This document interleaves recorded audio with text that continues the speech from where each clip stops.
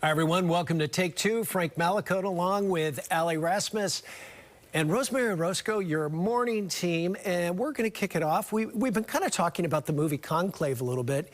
You saw it this week. I know streaming is up like 1,000% on that movie because we're about to elect a new pope, or at least the cardinals are about to do so. And we had a chaplain on from USF, who I believe is British, right? Is he not?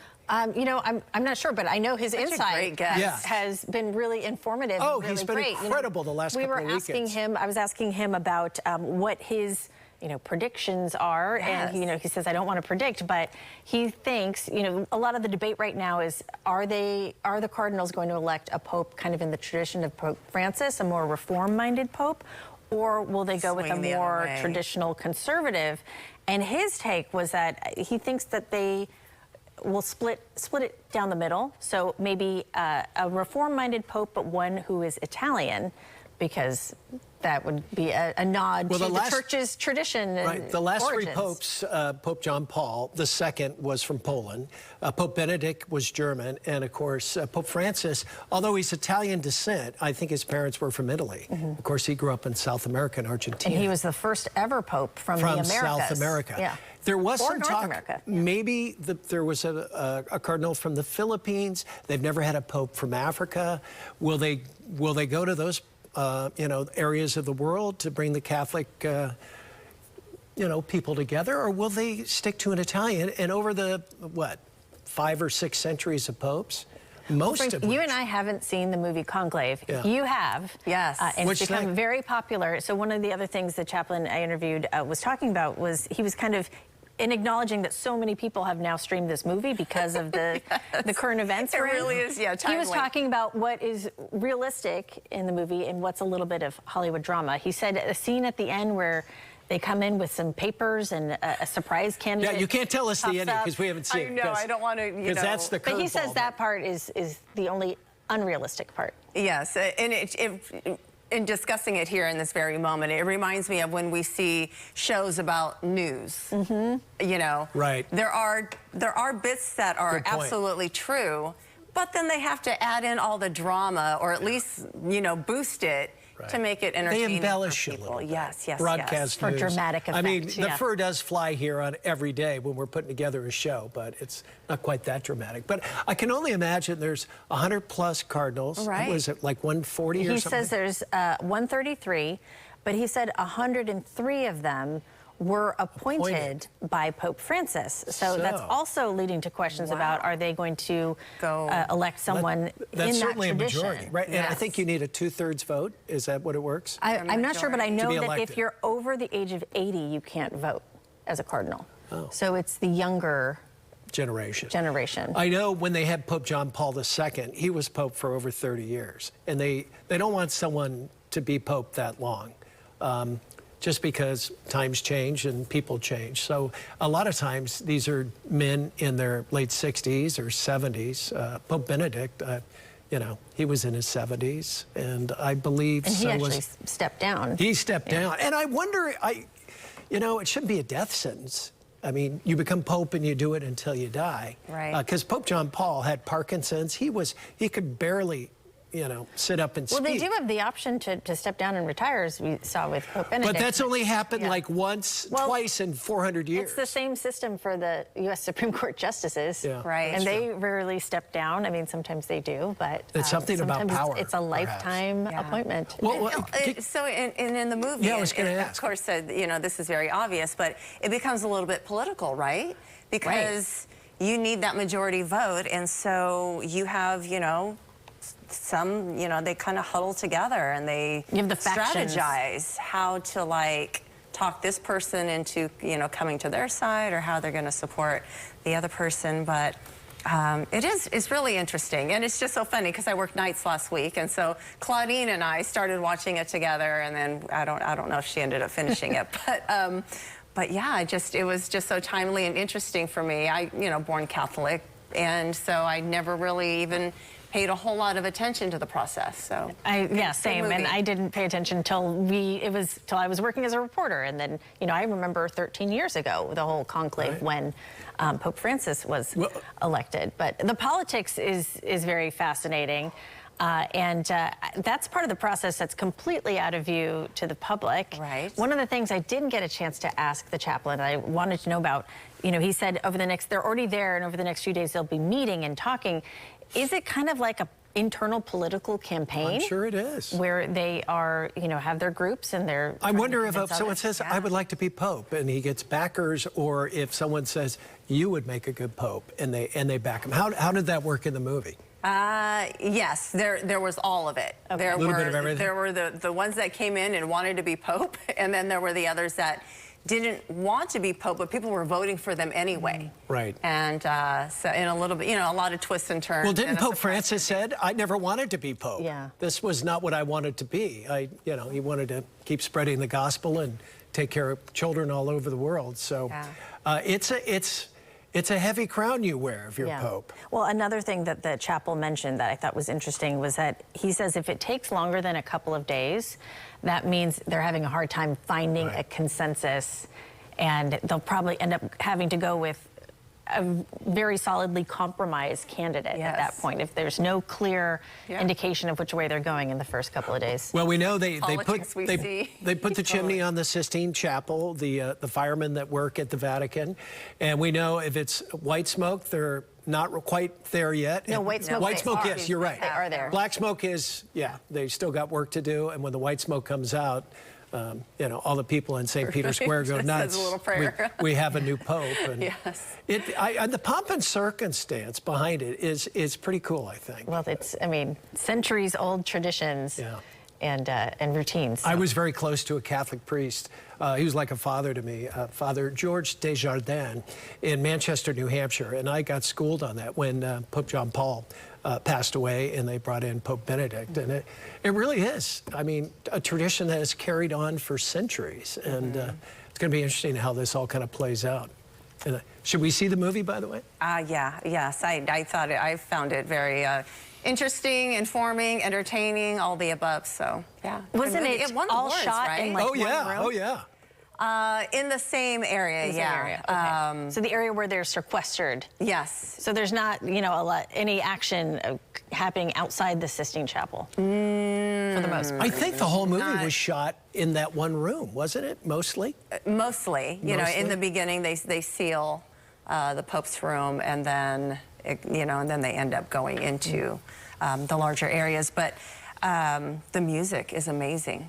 It's gripping, it just kind of, it's the suspense behind the music is just great. All right, that's Conclave. I think you and I got to watch. We better watch it. Yes. We may have the chaplain on next week when they either have a pope or do not. All right, well, that's our first segment. We got much more. We're going to talk Warriors. We're going to talk about get it now and pay for it later, so to speak. A lot of people doing that, not just for big ticket items, but for everyday items like groceries. More on that when we come back here on Take Two.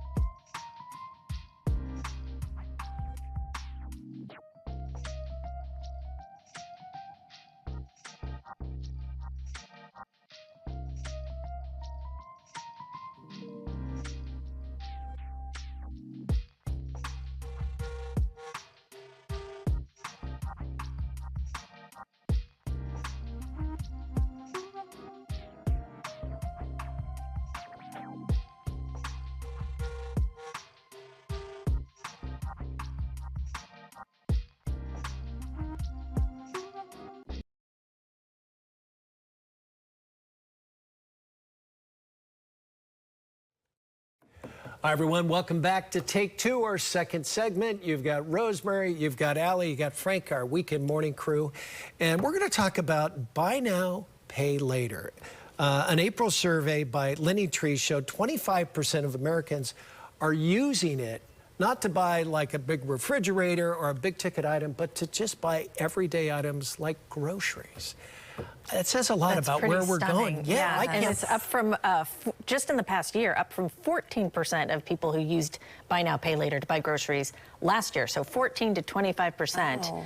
That kind of caught me up. I can't imagine. I would never buy groceries with a credit card. I always use, you know, my ATM card or cash because it's a sign of the cost of food going up. Yeah, you know, we've been reporting on that for a long time. You know, inflation and food prices, egg prices were a big factor in the presidential election, and I think people still aren't seeing that relief, or it comes while simultaneously we've had layoffs and people are losing their jobs. How many times do you go to like Whole Foods or Trader Joe's? And I always, you know, you spend $120 and I always kind of gear it out by going, how many bags am I going home with?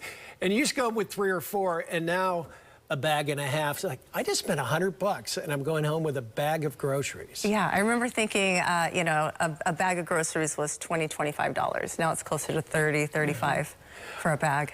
I remember even specific items, even at, you know, the grocery store chains like Trader Joe's that are, you know, much more affordable than, say, like a Safeway. I remember I would always get, I remember the price of items years ago and the price of what they are now. So like a little tub of the fresh Parmesan cheese, grated Parmesan cheese. It was like, I forget what the weight is, but like it's like a 16 ounce. Like a pint size, maybe like a half pint size. Like a cottage cheese container kind of thing. Yeah, so not that big. It used to be like $3.50, and now it's like $6 or $7. $6.30. Yeah. And so I don't know why that particular item, I remember thinking, I remember when this was significantly less expensive. Because there are certain things, right, like the fresh baked goods at the grocery stores, you know, Safeway, for example. When my little ones needed lunch stuff every day, I was constantly buying those fresh baked cookies that they would make, and they were $4.99. Now they're $8. How about lunch meat? If you're going to buy turkey, ham, that kind of thing, it's like $10. Give me a half pound of the, you know, of the broiled ham and this and that. It's no longer $6.99. I have one child who doesn't eat sandwiches, so I don't have to worry about that. And then the other child gets the lunch, free lunch at the middle school. He'll eat anything. So, I mean, that does help things. It makes me think of the school lunch program, Universal School Lunch. In California, at any public or public charter school, you can get free lunch. You don't have to show income eligibility or anything like that. It's just across the board for everyone, and I'm sure that is helping a lot of families. Yeah. Oh yeah. They may be eating better than the adults back home. In addition to prices going up, they're scaling back how much they give you as well, right? Shrinkflation is what it's called. You open a bag of chips lately? That's $7.99. Where are they? I know, the bag's this big, all air, and it's like little layer down below, and that's about all she wrote. Or sometimes when a product is in the same type of container for many, many years, and all of a sudden the container shape is different. Maybe it's a little like wider and a little shorter, or you just notice, you put it next to the old one and think, this looks different. It's a different container, and you read the amount, and it's still the same amount, but you know they have done, the manufacturers have done the calculations and have shaved off just, you know, maybe a fraction of an ounce, but over time, mass producing that, it saves them money. So when you're shopping for groceries, your kids are pretty grown. You've got some young ones back home. Do you price shop? Do you go, okay, what's this, what's that? Absolutely. Clip coupons, that kind of thing? Yeah, you know, there's all kinds of digital coupons. Right. And so there's certain stores Safeway's good at that, Yes, but Safeway also has higher prices for the same items. You have to go through and get the coupon to discount it.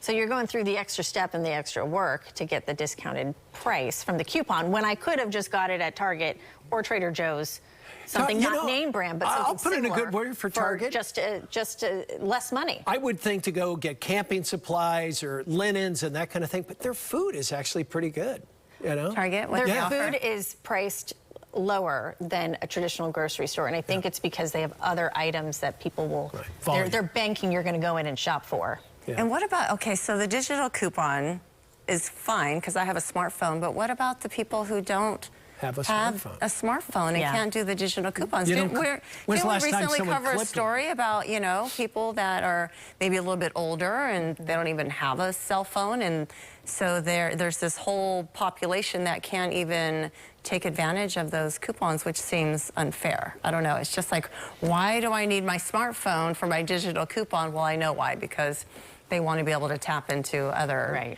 things. Well, just grabbing lunch, I know some certain areas around here, you want to pick up a sandwich and a little thing of soup and a soda or whatever, $25. Yeah. You know, you're just for lunch. There was a book that came out probably 20 years ago that I read. It was called The Latte Factor. It was all about paying yourself forward.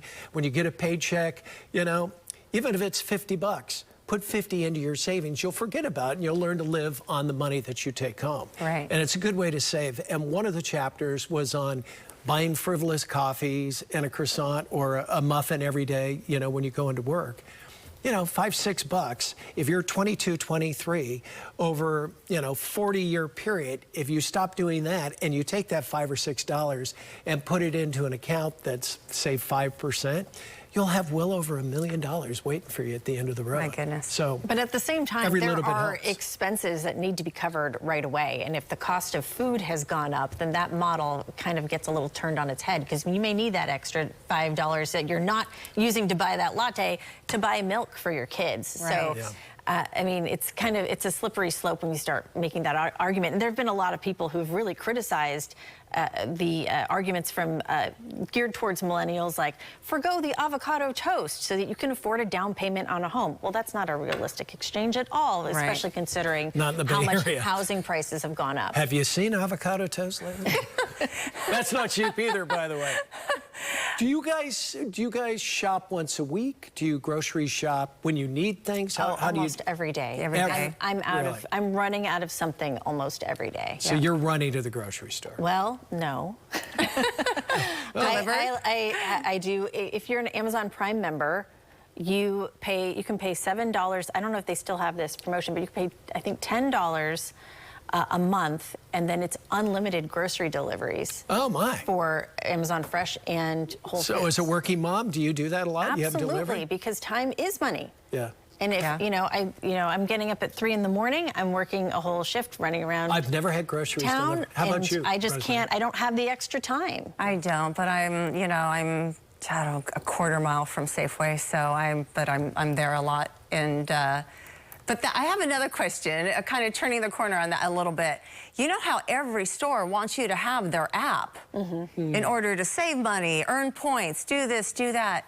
Do you, I mean, how many apps do you only do the ones that are necessary to you? I mean, you could do Container Store, you could do Michael's Arts and Crafts, you could, I mean, everybody has their own app. I think I only have one at Whole Foods, and I just put my phone number in. I don't show the app or anything. You don't and do it does CVS help. or Walgreens? I do CVS, Walgreens, yeah. Yeah, I do okay. that as I well. prioritize the apps for the stores where I shop at the most, which is mostly grocery stores and/or Target. Yeah. And Amazon. But don't you think they're just kind of pulling the wool over your eyes? Hey, save a little money here, save a little money there, and maybe the prices are a little bit higher, and maybe they just want you to come to the store, and then you'll buy other stuff. Well, there is evidence, documented evidence, that the apps, the way they work, they do dynamic pricing, and so they adjust what they offer you as a sale item depending on what you're likely to buy or what you haven't bought. So, I mean, there's all this data tracking through those apps what your shopping patterns are, and they adjust the prices accordingly. And they know when you go to because of it. CVS and Walgreens, when you buy a box of Cheerios or whatnot, they give you the coupons. It's like, you know, $4 off your next box of this or that. I have to and admit, I whatever love you buy. CVS. Yeah. I actually buy, really... you buy cereal, it's cheap. Anyway, we got to take a quick break. We got a big Warrior game tomorrow night. It's going to win or forever hold your peace for the Warriors. We'll talk a little sports and much more here on Take Two. Stay right there.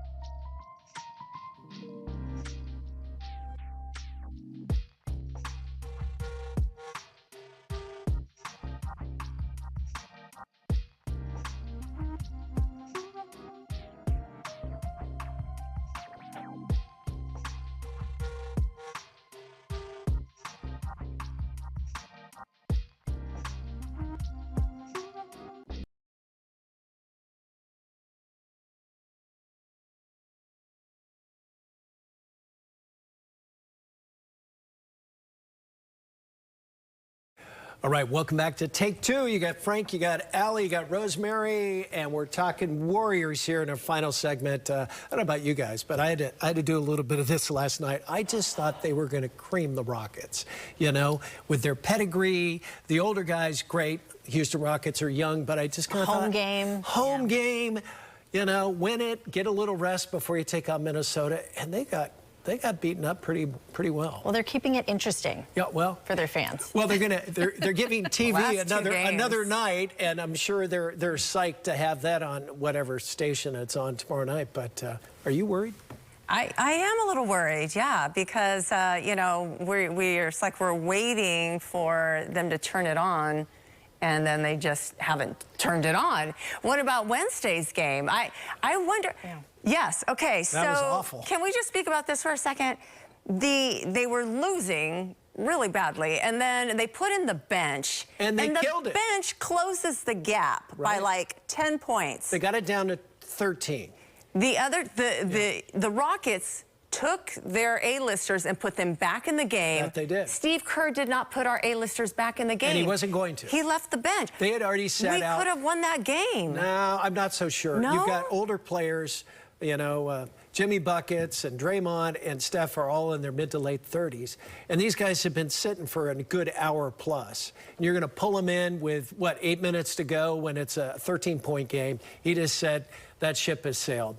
We're going to let these guys play it out. Let's go home and win it. We got two more games. All we got to do is win one, and we're okay. And so you think the Rockets, he brought his guys back in because they were young and they could handle it? Well, I think the Rockets were worried because when you got... Well, we should have been worried. We should have won it. This was like a similar pattern to the flow of the game on, like... I agree, because I was waiting to see Steph and some of the guys come in. But quite frankly, some of the, you know, the second stringers and the guys that ride the bench, I'm like, who is that guy? The Spencer, that little point guard who headbutted one of the Rockets and got thrown out. Yeah. He was killing it. It was like... and once he went him. out of the game in the third quarter, the tide kind of turned a little bit. But...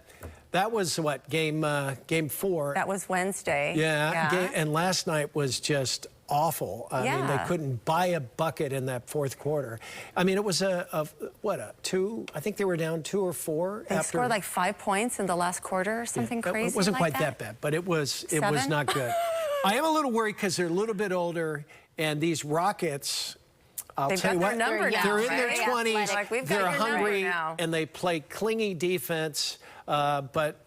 And now they're going to be back on their home turf for Game 7, which is a factor. Where, by the way, the Warriors have won 1 game there, so the Warriors have won 2 games at home and lost a game. And it's the same for the Rockets. They have won 2 and lost a game there. So Game 7 is home. We'll see where it goes. We're gonna be like this. All right. Going to be suspenseful. Well, we'll see where it goes. We've got a little more time. You brought this up. It's Teacher Appreciation Month. Teacher Appreciation Week. Okay. And we talked to a teacher about some of the ways parents and communities can help support teachers, and a survey that came out that found only 15% of teachers are satisfied with their pay, which makes sense. I think most people would agree. They are very much underpaid and undervalued for the work they do. So some of the pointers she pointed out, you know, how, without waving a magic wand and giving everyone a 100% raise, what can parents and communities do? And she pointed out that, you know, giving positive feedback and asking the teacher what they need. Do they need extra help in the classroom? Because, you know, you don't want to be one of those overbearing, busybody parents. But she says, you know, sometimes they do appreciate help. Just ask. And then also being really, if you have positive feedback. Thoughtful.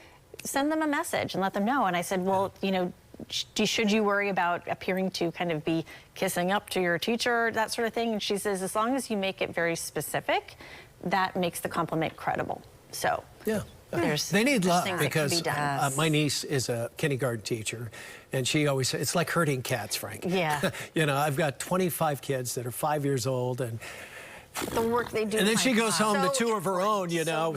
Well, you guys have gone through it, so I mean, they're the best. And they really do shape your child in so many ways, both in personality and smart. Make or break the entire year Can you in their imagine? daily life. Do you remember If it's a teacher that your child doesn't connect with or doesn't have a positive experience with. We all have a favorite teacher, and I could name probably 2 or 3 out of the gate.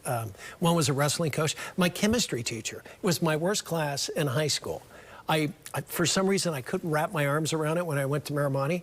But I had a great teacher. She was from Oklahoma. Patty Baugh, if you're out there, you're still awesome. And I would go in before school, and she'd tutor me. And I mean, that was extra time. So Wow. Yeah. got to put in the effort. And it was still your worst class, huh? Yeah, chemistry was not my. I had a hard time with chemistry too. Real quick, because we only have a short amount of time left. If you are a fan of Hello Kitty, the Hello Kitty Cafe food truck is coming to Walnut Creek this morning. In fact, they should already be there. 10 o'clock, right? is when they were going to show up at Broadway Plaza. And they're celebrating the 10th anniversary of the Hello Kitty food truck. And I remember 10 years ago, I reported on the first Hello Kitty Cafe. And there's the t-shirt. I remember got a that. t-shirt. I'm standing next to the live truck. That is me, 10 years and 10 pounds lighter. But I just remember it was such a fun experience. It was a part of my childhood that I fondly remember. So if you want to go check out the Hello Kitty Cafe You look truck. very cute in your Hello Kitty. Very cute. I was very happy to be All right, we gotta call it a day here.